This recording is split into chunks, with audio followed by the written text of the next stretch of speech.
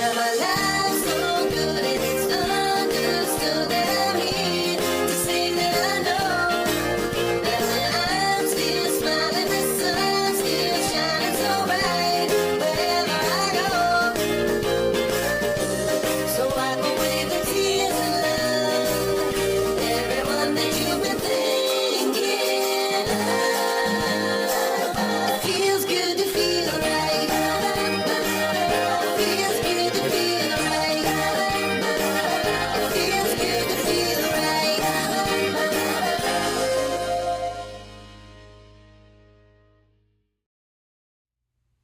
Hey guys, Sam here, and welcome to another review.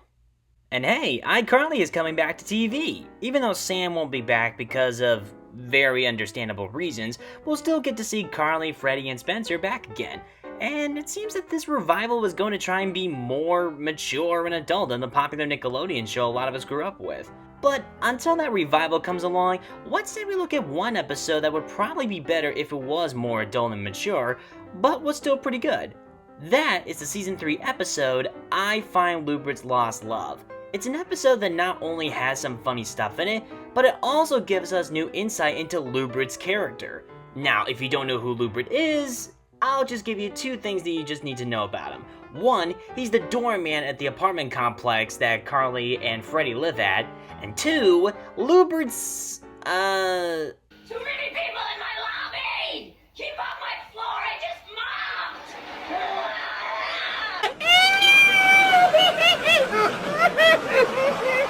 Get out!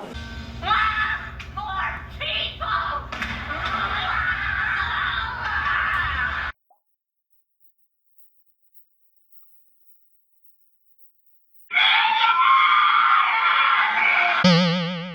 interesting. Anyway, for a while, he was just seen as the nasty doorman with a wart on his face. But this particular episode gave us more information about Lewbert and why he is the way he is. So what is it? Well, let's go ahead and get started. And say with me now. Summary first, thoughts afterwards. Okay, let's begin. So the episode starts with the gang doing their usual webcast. At one point, they talk about how their nasty doorman, Lewbert, pelted them with falafel balls just for singing in the lobby. So they decide to get him back by having another installment of messing with Lewbert. The plan is to get Lewbert to go into his office and open the cabinet above his TV. What does he find? Golf balls!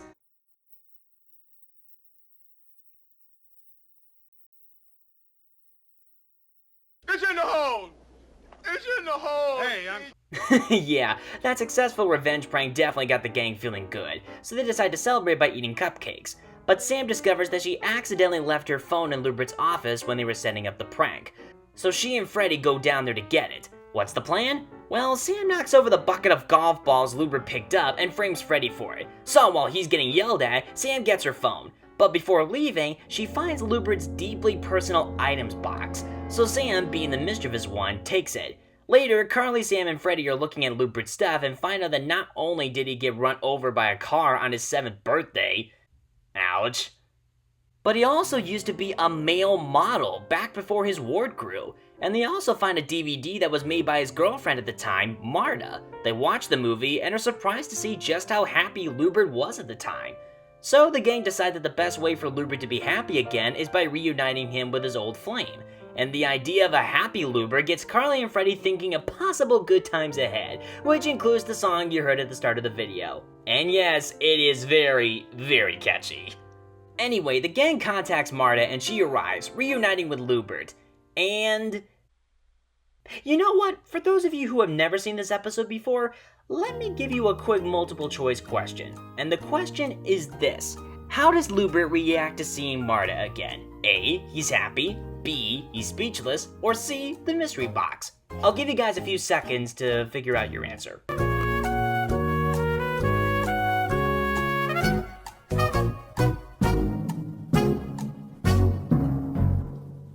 Got it? Okay, alright, now, let's see what happens.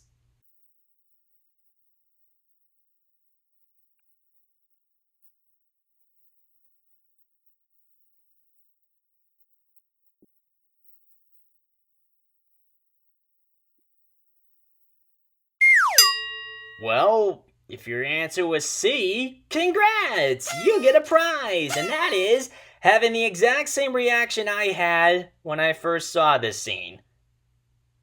Yikes!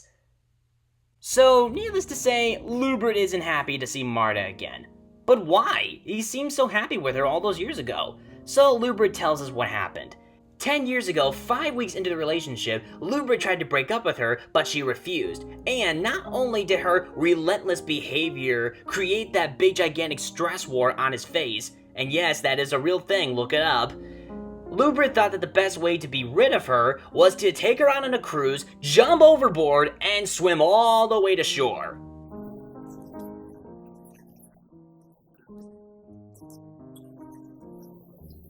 And Lewbert fears that Marta will never leave him alone, now that she's found him again. But Carly and Sam think that story is just so silly and think that Marta's a really sweet person. She even bought him tickets to see the Seattle Philharmonic. It doesn't really seem like Marta is that bad at all. But then... You'll do what I tell you! And there it is.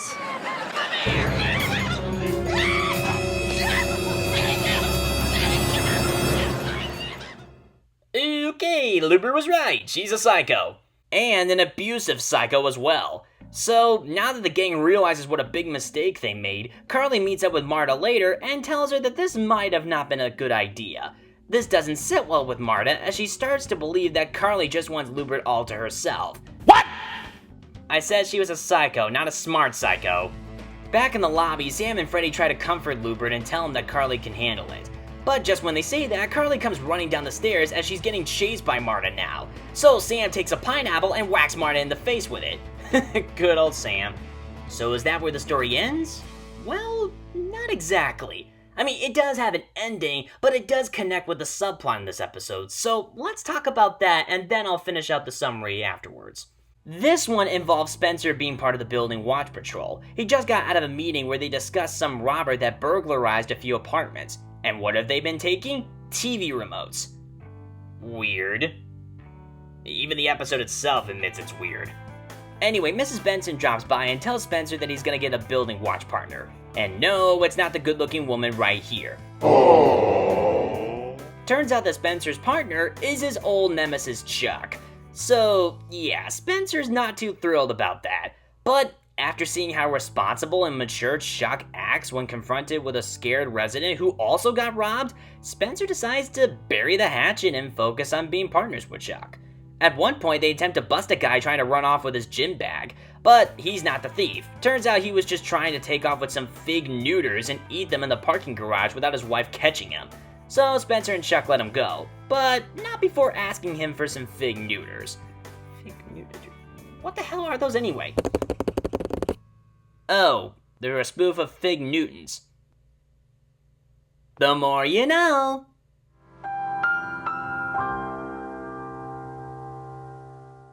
So it seems like Spencer and Chuck are starting to have a better relationship together. But it sadly gets ruined when Spencer discovers that Chuck is the TV remote thief. So he tries to call the police, but Chuck knocks the phone out of his hand and runs away. Now we are back to where Marta gets knocked down in the lobby. Chuck runs into the lobby with Spencer right behind him, but the chase ends when two cops show up wondering what the hell is going on. So Spencer is about to tell them that Chuck is the thief. But seeing an opportunity to get away from Marta for good, Lewbert frames himself. But he finds out that the jail sentence for stealing remotes is just 30 days, and Marta makes it clear that she can wait that long. So Lewbert, desperate to find some way to make his sentence longer, asks this question.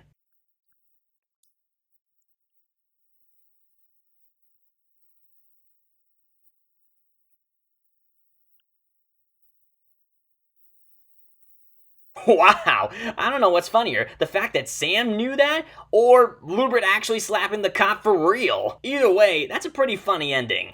So, that's the episode. What are my thoughts? Well, let's talk about the subplot first. I will admit that it did feel strange to see Spencer and Chuck team up and be on the same page, but it was also kind of refreshing too. They actually had some pretty good chemistry when working together. Maybe if these two didn't fight all the time, they probably could have been good friends with each other. But yes, it turns out that Chuck is the thief, and this was his true motivation for it.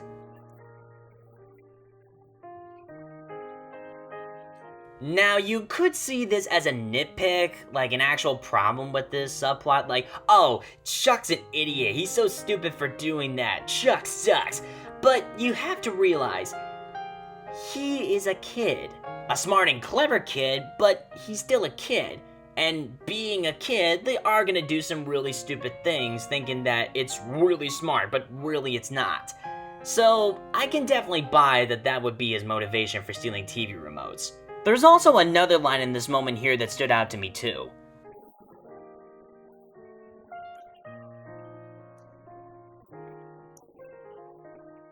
Yeah, that kind of thinking is not only relevant and relatable, but it's also dangerous. Admit it, we see a lot of officers, firefighters, doctors, etc., and we do tend to trust them right away. But we also have to understand that not only are there good officers, firefighters, and doctors and more, but there also are bad ones too. Bottom line, just be wary of who is in uniform. Now, I'm not saying all of them are bad, but there are some that do some really stupid and heinous things. As for everything else, this subplot had its funny moments. The fake neuters guy, Chuck trying to lie about doing the Harlanson Chester's laundry, and Spencer telling him that they moved out over a year ago. That might be the funniest joke in this entire B-plot. But I will say this, as entertaining as this subplot was, it's not quite as entertaining as past Spencer B-plots and future Spencer B-plots that would come in later episodes. I mean, honestly, the Spencer B-plot in I Me Fred was better than this, and in my opinion, I thought that was the only truly good thing in that episode. But I still did find this subplot funny and entertaining, though. So, the easy final score I can give this subplot is just a simple 7 out of 10. Now let's get to the main story. First, the good stuff, and mostly that comes from Lewbert. It was interesting to learn more about him and his past. Sure, he's seen as the butt of many jokes and we do like to laugh at his expense, but when you get down to it, you really do feel sorry for him. I mean, he went from being a happy, good-looking male model to a nasty, wart-faced doorman. That's a pretty steep fall. It's also kind of sad seeing just how much Marta affected him, and we do see why he's so afraid of her. She's nuts. She even tried to give him a haircut by force. Jesus. So it was a big mistake for the iCarly gang to do that to him, but you can see where they are coming from. They may have mostly wanted to do it so they wouldn't have to deal with his crabby behavior anymore, but I do believe that they wanted to make him happy also. It's just unfortunate that the plan backfired. You need a haircut! A haircut? I don't want a haircut! Did I ask you what you wanted? Big time. The plot does have its funny moments, sure, but I do like how this episode shows that harassment can happen to anyone. I mean, we do get a lot of news in the media about, you know, women getting harassed by men, but we don't get a lot of stories where the men are being harassed by the women.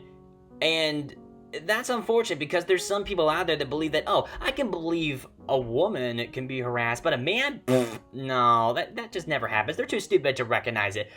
Here's the thing. This does happen to men, and it does happen a lot too. Harassment is genderless. It doesn't matter if you're male or female or non-binary or trans or whatever you are. Harassment could happen to anyone. And the thing is, I really do wish that harassment never should happen to anyone. I really hope that we can live in a world someday where that never comes about. But unfortunately, harassment has happened before. It still is happening now, and it probably will continue to happen in the future if we don't do something about it. Now again, I'm not saying that, like, oh, it's men that get harassed more than women, or women getting more harassed than men. It's a balance. It doesn't matter, like, about the statistics or anything like that. Harassment still happens. Do something about it. And if you really don't believe, say, your best friend when they're telling you that, hey, I'm getting harassed, then you're not really being a true friend at all. Just saying. So yeah, I do appreciate that this episode was able to bring up an issue like that, but while it has its seriousness, it still has its funny moments too. The golf ball prank, Lewbert's 7th birthday pictures, the happy fantasy sequence, and there were some good bits of dialogue.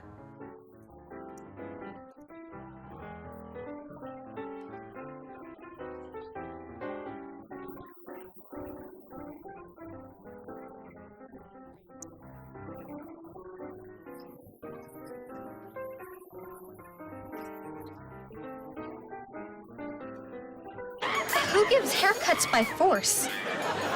I don't know, but if this was a real TV show, it'd be more popular than anything on NBC.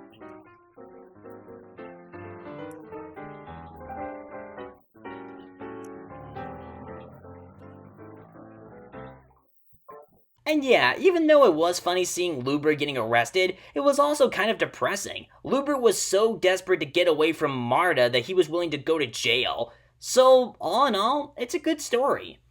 But with that said, it does have its issues. One, in the video that the gang are watching where, Lewbert and Marta are celebrating their 2-week anniversary, there's a moment where they see them kissing and they wince at it. And I gotta ask, why did they think that was weird? People do that all the time. You guys have done it with each other. What? What the fuck? Kissing, I mean, Freddy's kissed Carly, Carly's kissed Freddy, Freddy's kissed Sam, Sam has kissed Freddy. It's happened at various points in the show. But, whatever. It's just a little nitpick. 2. Marta's insinuation that Carly wants Lewbert all to herself makes no sense for a couple of reasons. A, that's just weird to assume. And B, he's an adult, she's 15 years old. That's not what's happening here, crazy lady. You know what? Instead of saying, you want me out of the picture so you can have Lewbert to yourself, what she should have said was this: you want me out so I can't have him. That would have made more sense. But it's just a little nitpick, that's all. Number 3, I wish that the laugh track could have been cut down a bit. Sometimes it's used fine, but having one over a scene where Lewbert gets abused by Marta? That's just as inappropriate as having a laugh track over the bombing of Hiroshima.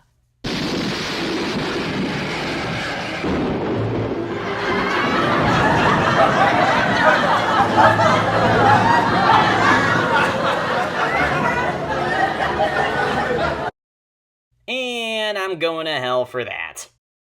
4. While Lewbert's first time getting away from Marta was interesting, there actually was something else he could have done that would have gotten Marta off his back. Get a restraining order on her. It didn't have to work. Maybe Marta is so crazy that not even a restraining order can stop her. But the idea should have still been brought up. Just saying. And finally, number 5, while Marta isn't a bad character at all, she does still fall into a category that a lot of characters in the show fell into. She looks so sweet on the outside, but is really nasty on the inside. We've seen it a lot. We've seen it with Missy, Miss Ackerman, Ricky Flame, and the worst of them all, Crazy Nora. What I'm saying here is that maybe the show could have been less dependent on this character archetype. Not saying all these characters were bad, but they do share that same characteristic a lot. And while Marta definitely is a nasty woman, she isn't exactly that memorable, at least compared to the other characters I mentioned. But aside from that, I still found this to be a solid episode. While it does have its issues, it still does have a decent story, decent subplot, and some good humorous moments. It's still pretty solid all around. Not perfect, but it still was a good watch. And it does have some good commentary about harassment and how this could happen to anybody, no matter what gender you are. So the final score I'll give to the main plot is an 8.5 out of 10. So let's do the math here. 8.5 plus 7 equals 15.5. You divide that by 2 and you get 7.75 out of 10. So yeah, my final score for iFind Lewbert's Lost Love is a 7.75 out of 10. And fun fact, iFind Lewbert's Lost Love is actually the longest title in the show's run, with 21 letters actually. Check the wiki. Well guys, that's pretty much it. I hope you enjoyed this review, and if you did, give it a like and subscribe to my channel if you haven't already. And if you are interested, my Twitter username is in the description down below if you want to check that out. Thank you guys for watching, and as always, my name is Sam, and good night everybody. And now if you'll excuse me, I'm just gonna rub this phone against my face because I just love the way it feels against my skin in the moonlight. Don't judge me.